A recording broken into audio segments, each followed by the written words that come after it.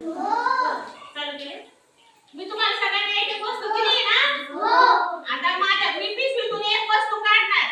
त्याची जोडी त्याच्याकडे आहे ना, त्याने माझ्याकडे आणून द्यायची पटकन. हा? चला, याची जोडी कोणाकडे आहे? याची जोडी तुझ्याकडे बघ की आता बघ. हा, चल लवकर. हा, ठेव याच्याजवळ. ठेव. हा, बरोबर.